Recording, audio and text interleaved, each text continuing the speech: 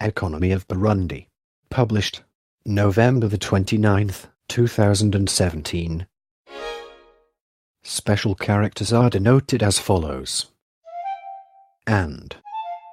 Left and right parentheses. Burundi is a landlocked, resource-poor country with an underdeveloped manufacturing sector. The mainstay of the Burundian economy is agriculture, accounting for 54% of GDP in 1997. Agriculture supports more than 70% of the labor force, the majority of whom are subsistence farmers. Although Burundi is potentially self-sufficient in food production, the ongoing civil war, overpopulation, and soil erosion have contributed to the contraction of the subsistence economy by 25% in recent years. Large numbers of internally displaced persons have been unable to produce their own food and are largely dependent on international humanitarian assistance. Burundi is a net food importer, with food accounting for 17% of imports in 1997. Part 1. Industry. Little industry exists except the processing of agricultural exports. Although potential wealth in petroleum, nickel, copper, and other natural resources is being explored, the uncertain security situation has prevented meaningful investor interest.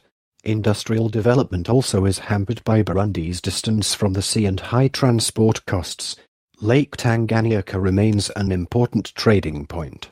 The trade embargo, lifted in 1999, negatively impacted trade and industry.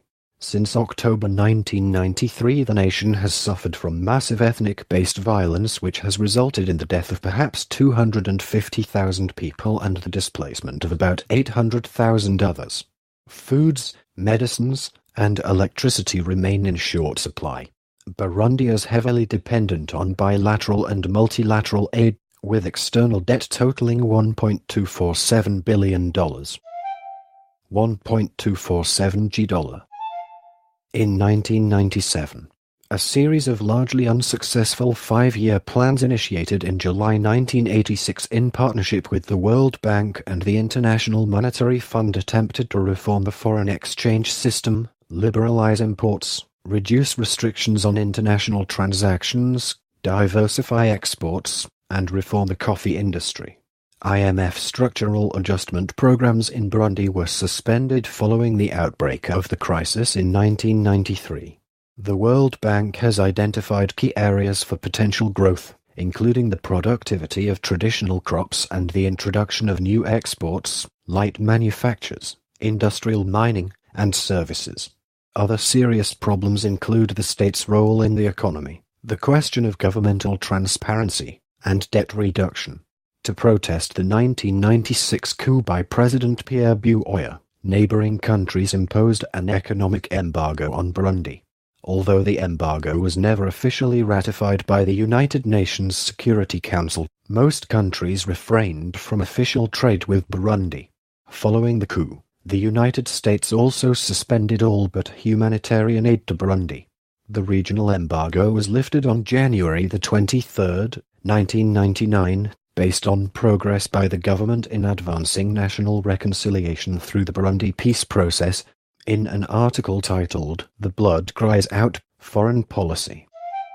Phosphorus monofluoride reported that the Burundi population growth rate is 2.5% per year, more than double the average global base, and the Burundian woman has on average 6.3 children, nearly triple the international fertility rate. Phosphorus monofluoride further reported that the vast majority of Burundians rely on subsistence farming, but under the weight of a booming population and in the long-standing absence of coherent policies governing land ownership, many people barely have enough earth to sustain themselves. In 2014, the average size for a farm was about 1 acre.